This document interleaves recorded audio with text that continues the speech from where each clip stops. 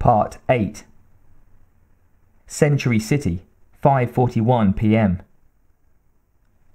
Reese's nervous system started pouring out the sweat as, one by one, squeaky clean men and women, their hair sprayed perfectly in place, their clothes spotless and unwrinkled, began to crowd around him on the curb at Pico and Dennehy, waiting for the light to change. The people seemed like an alien race. He hadn't expected that. They laid a hungry fear on him that sent his antenna up and sharpened his edge. After 6 hours, he still wasn't used to them. But outwardly, Reese was doing the statue number, putting out stillness, like a Skid Row Buddha, one hand clutching a brown grocery bag, the other reassuringly wrapped around the handle of the .38 in his coat pocket. All the eyes around him were glued to the red light 20 meters away. Reese sniffed at the scent they brought to the air, that terrible smell again, the acrid sweet chemical lie of perfume. He hadn't found the comforting, pungent aroma of a human being all day. Eventually, the signal across the street went green, traffic changed direction, and the group of pedestrians, in their Calvin Klein camouflage, charged forward into the crosswalk. Reese hung back, letting them pass, keeping them in front of him, downwind. He reached the southwest corner of Dennehy, alone now, and surveyed the cars parked along the street. All day he had been hunting for one that fit the mission profile. He was after function, not form. It had to be heavy, with a large chassis to absorb incoming fire, and have a good-sized engine to move something that big, fast, and it had to be inconspicuous. His search had been confined to back streets and parking lots. The dealerships were of no use to him. He was going to buy this car with a coat hanger. A couple of times he came close. Right vehicle type, insecure terrain, clear of civilians. He was halfway into a mud-splattered Cadillac on Spaulding when the owner's kids came home from school. An hour later, in the bowels of a concrete parking garage beneath a glass and girder office building, he was actually inside a light blue Chrysler and reaching under the dash for the wiring harness when an alarm, tuned to maximum nerve shatter, started screaming at him. He spent about 6 seconds hunting for it, couldn't find it, and decided to evac out. Fucking machines. He hated losing to them. The sun was almost gone when Reese finished the block from Pico to Alcott. The Tex amphetamines had worn off hours ago, leaving in their wake a jagged, hollow edge to his fatigue. "Move it, soldier," he ordered himself. "Scope the terrain, stay busy." His eyes were probing bipolar quadrants, starting at his rear. East. Paved street, no moving vehicles. Southeast to southwest, 2-story structures, apartments probably, no detectable movement inside or out. North, more street, nothing moving. Northwest to northeast, construction site, maybe 20,000 meters square. Chain link perimeter. 2 tractors, a crane, and a crew of 6, 75 to 80 meters away, in open terrain. Suddenly, the hair on Reese's skin turned to needles and stood straight up. He froze. Sweat beaded on his palms. There was a bad taste in his memory. Silent alarms went off in his head. Something about this place. What? There was fear in it, and... yeah, but more. Shit, what was it? Surreal images, fragments of bodies and night fire frenetically clicked in and out in front of his eyes, trying to overlay themselves on the landscape before him. Reese took a deep breath and willed his mind to calm itself. Think. It wouldn't come. Maybe I'm going Echo Delta, he thought. Then he remembered. Reese didn't move for a second.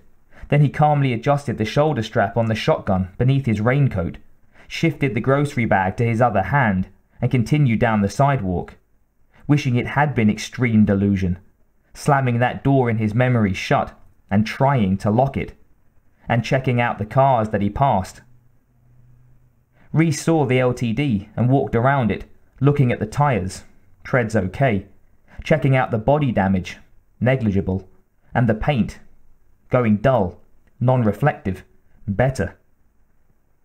He glanced around the street, then casually popped the hood and raised it, allowing street light to spill into the engine compartment. Underneath a lot of smog control crap he would have liked to pull off was a 351 cubic inch motor with a 4-barrel carb. Plenty of torque. A good mill. He strolled to the driver's side and pulled the folded wire coat hanger from his pocket. Keeping the area scanned, he straightened one end and slipped it down into the door panel, above the handle. By feel, Reese was searching for the lock release. Still no intruders. With a click, the lock came open. He slipped into the car, set the bag on the floor, and quietly pulled the door closed. The wire harness was beneath the steering column.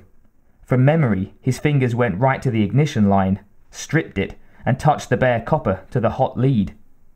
The engine purred to life. 2 minutes had elapsed since he'd approached the car. He depressed the pedal, running the RPMs up a little. The engine pitch rose evenly. No lifter noise or post-ignition. Tuned. Good. Letting the engine idle to warm up, Reese untied the shotgun's shoulder strap, slipped the weapon from beneath his coat, and laid it on the seat. There was reverence in his eyes as he closely scanned the luxurious interior of the car. A thick carpet covered the floor. The dash radio had come on when he started the car. He flipped through the dial until he zeroed a broadcast. The somnambulistic tones of Jim Morrison, "Take the highway to the end of the night," floated out of the speakers, filling the small plush compartment. On another station, a pious baritone was denouncing his flock of sinners for not sending him enough money to keep denouncing his flock of sinners. Reese roamed the dial like a banquet guest who hadn't eaten in weeks. He found a news station and hung there for a while. Not much happening, just 11 brushfire wars around the globe and 3 murders in town. He checked his stolen digital watch against KFWB's news time. Synced. Taking a deep breath, Reese revelled in the faint, factory-fresh smell that still emanated from the car's upholstery. So that was what it was like once, he thought, and reached over to turn up the radio. He listened with wonder to the fatuous lyrics of a song about a young girl's broken heart. Reese sank into the seat and leaned his head back. He felt his muscles, knotted by tension and use, begging to relax. A wave rolled up to the shore of his conscious mind and offered to carry him to a warm, peaceful place for a few hours' sleep. No way. He sat up and emptied his pockets, 3 boxes of Super 38 ammo and 4 more of double-aught buckshot. That would hold him for the time being. He had broken into a sporting goods store at 9:15, and by 9:16 his pockets were full, and the guard dog there was sorry to see him go. Reese reached down and retrieved the grocery bag at his feet. The things inside it were from a tiny liquor store on Crenshaw, run by an old Korean woman whose eyes were glued to an 8-inch TV screen behind the register. Reese upended the bag and spilled its contents onto the seat. A copy of Cosmopolitan fell onto the cushion, along with 2 bottles of Perrier and 14 Snickers bars. Chocolate. He'd had some when he was a kid, hoarded it till the last tiny precious flake had melted and disappeared like a dream on the end of his tongue. Now he had handfuls. He stuffed one into his mouth, whole, and chewed, letting the taste of it consume him, and thinking about the kind of crap he was used to eating. He imagined Willie, a long-dead TACCOM kid on his fire team, looking at him, eyes going bigger than the rest of his head and saying, "Oh man, oh shit, Sarge, you really had 14 of them?" Reese swallowed and unwrapped another one, for Willie. He picked up the magazine and flipped through it, a few articles. He skipped past them to the ads. Oh God, what a window they were. He was fascinated, spellbound. The women he'd seen on the street today seemed incredibly beautiful, so clean and delicate. He'd had a hard time connecting them up to anything he'd known before. But this was on an altogether different plane. These were fantasy women. Svelte, seamless, unreal, with glossy faces devoid of expression, save for a calculated pouting of lips or a seductive smile painted on by the precise brush of a makeup artist. Their long necks and slender arms looked weak, their nails as impractical and decadent as a mandarin's. He reminded himself how none of these horticulture fawns would last more than minutes in his time, and it eased the ache a bit. Still, he found his scarred and calloused fingers tracing the lines of their porcelain figurine beauty, a beauty made all the more painful for him by its fragility. A fragility could never survive in this twilight world, with its razor-sharp rules of survival. His head sagged against the door. The cushion beneath him was a seductress, pulling him deeper into her soft body, telling him to rest, just for a moment. He thought about all the things that he could never have, and the one thing he wanted most of all, that he dreamed of all of his life, that was so near now, and that he must not have. He gazed dully out the windshield, past the chain-link fence, at the heavy steel tracks of a caterpillar as it slowly, systematically chewed through the ploughed-up earth. The roar and clatter of its treads echoed loudly in Reese's head, as his eyes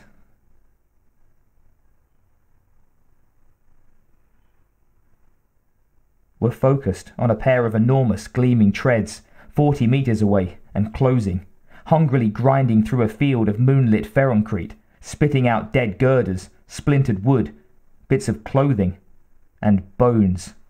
Thousands of bones, mountains of them. The bones were blackened and charred by fires that were memories even when Reese was born.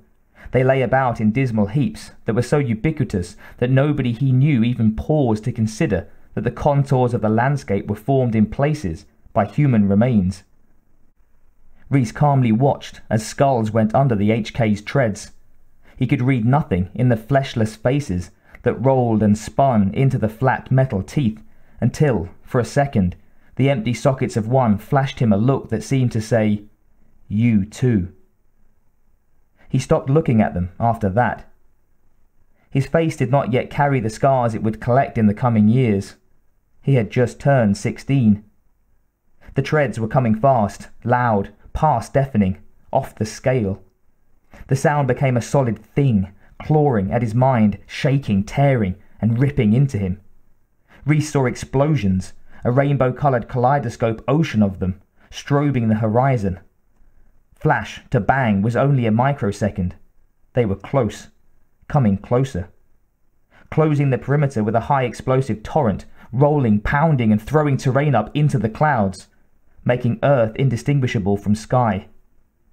Searchlights swept across the shattered landscape, seeking out the scattered pockets of human pain, hunting, probing, searching. Reese was lying on his belly, in the ruins of a blown-out apartment building. The acrid smell of burning flesh and moist dirt filled his nostrils.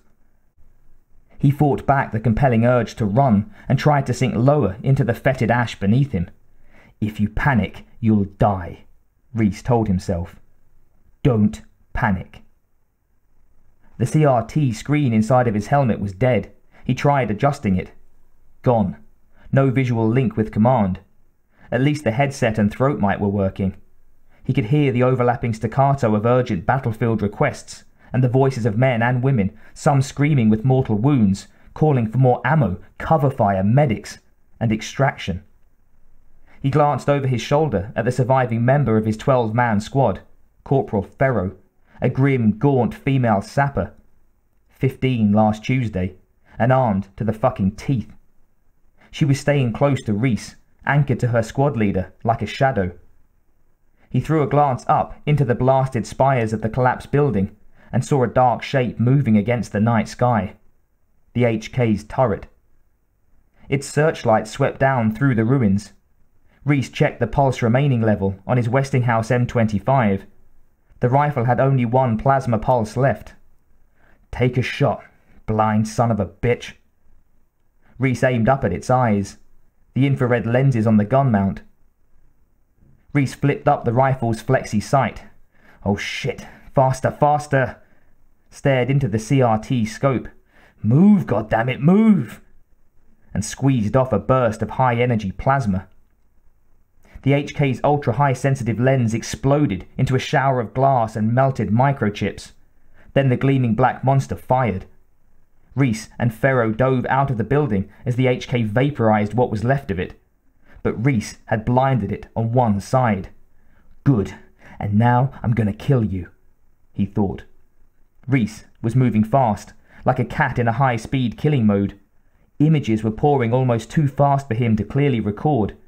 His eyes flickered over the body of a child, a boy of about 10, center-punched with a smoking hole, clutching a shattered, ancient M16, face staring into nothing.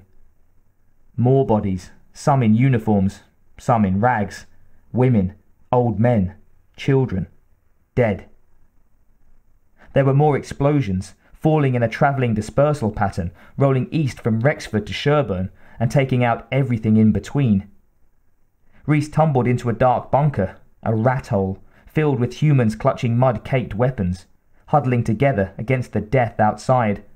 Some of them were sobbing, or screaming. The glare of an explosion lit their faces. Some of them were children, soldiers in a nightmare war. What the hell were they still doing here? The zone was supposed to be cleared for the sapper team. Reese wanted that HK. "Where's your team leader?" Reese shouted. The answer was written in their faces. Out there, somewhere. Fried. "Let's go," he bellowed. "You're pulling back." They didn't move. Frozen. Fear had eaten away their ability to think. He pulled them to their feet, dragging them, almost throwing them out of the bunker. "Now move!" Reese bellowed. "The unit's regrouping at Bunker 12. They nodded, sweating fear and blood, and ran off into the night, some in the right direction. Reese stood in the shadow of the bunker and did a fast recon. Where did that fucking HK go? Then Ferro dove into the earth. A burst of HK incoming plasma hit the bunker.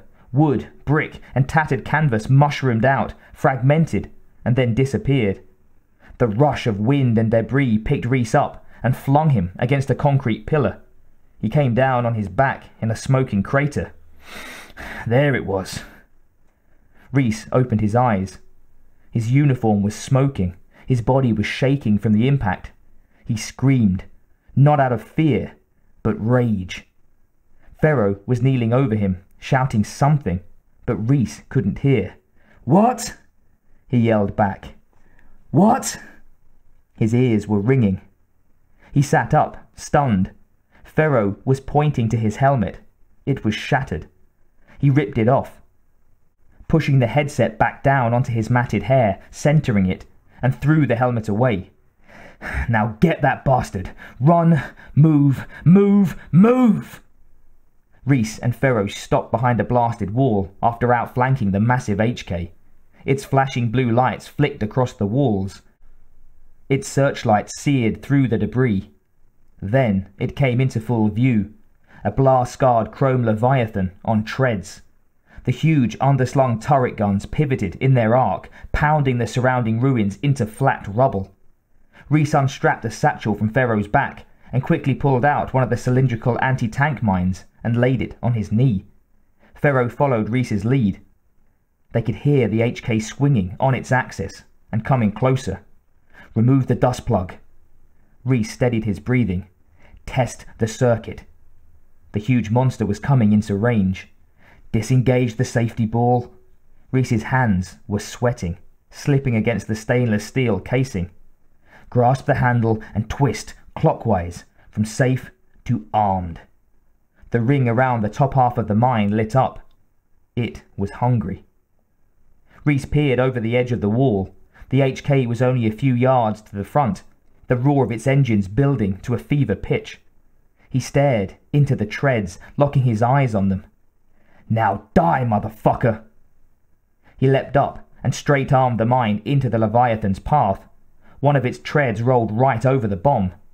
The monster paused. Guns and searchlights swiveled. The head turned ponderously. As Reese was dropping back behind the wall, he saw Ferro struggling to keep her balance, slipping on the loose concrete fragments in the shadow of the wall. She was still holding the mine, and its timer was running down. "Throw it!" Reese shouted. But she couldn't unless she jumped on the wall, exposing herself, and the HK was already swinging around. She had fucked up. Reese and Ferro stared into each other's eyes. Then she jumped and threw. She was halfway back down when the searching power bolt punched into her torso. No scream. She went away in a cloud of pink mist. Some of her landed on Reese. He didn't bother to wipe her off. Later, he'd think about her. Reese's charge exploded first, directly under the main pivot of the rear tread carrier, one of the few weak points in the machine's armour. The concussion drove pieces of the chassis far up into its torso, shattering one shoulder turret. Sympathetic detonations ripped through the tons of chain-fed ammo coiled within it, until finally the fuel tanks went up, and the 15-metre-high juggernaut vanished inside an enormous fireball. Ferro's charge detonated ineffectively nearby, having bounced off the titanium carapace, but it added nicely to the inferno. The whole sky lit up as the HK disintegrated in a dazzling white nova, spreading itself over the reeking field of death like a universe being born. Reese peered over the edge of the crater and stared at the hot shower of light with intense, passionate satisfaction. Then he was evacing back to the extraction point on Doheny. His lungs were choked with the smell of things on fire, metal, concrete, people, everything burning. Reese hauled the other two survivors into the APC and jumped behind the wheel. He redlined the engine and threw the Camaro into first. The aerial was banking over towards them, lining them up in its gunsight matrix, then lost them in the flash and then back again confusion of the exploding battlefield. The ruins were a frenetic blur of half-seen images as Reese drove like a demon, gunning the APC over, up, and through the blasted dead terrain. The kid jumped into the gun harness and glued his eyes to the laser sight of the big plasma pulse gun. He was rapidly searching the sky for the aerial. It found them. It came swinging down in a 40-degree banking roll, searchlights glaring, turbos roaring at their top end, and fired a thunderous salvo of plasma. The charge tore into the side of the Camaro, crumpling it like a beer can. The wheel was torn from Reese's hands. Another bolt punched into the APC and kicked it end over end. Reese was pinned in the wreck, blood streaming down his forehead, into his eyes. The man who had been sitting next to him was gone from the waist up. Reese didn't want to look at that. He tried to move. Searing pain shot through his left shoulder. He saw flames licking up over the hood, growing steadily until the heat seared his face and hands. Closing his eyes, he clawed desperately to free himself. He smelled burning hair. His own. He heard someone screaming. An inchoate bellow of pain and rage. The voice sounded familiar. It was his. Reese's eyes popped open. The shotgun that had been on the seat was in his hands, and the wooden slide beneath the barrel was slamming back as a round went into the chamber. He was sweating, breathing fast, as that constant first-upon-waking question groped his being. Where am I? In an instant, he took in the plush interior of the LTD, the magazine, Perrier, the chocolate bars on the seat, and the strange city lying beyond the car's windows. The mission. He yanked his coat sleeve back and stared at the red LED numbers on his watch. He'd been asleep for less than 3 minutes. Slowly, Reese began to relax, letting the supercharged voltage drain out of him. He glanced over at the innocuous Caterpillar tractor as it lumbered back and forth over the broken field. The construction site held nothing but earthworms and crabgrass. For now. Reese pushed the after images of skulls and smoking corpses from his eyes.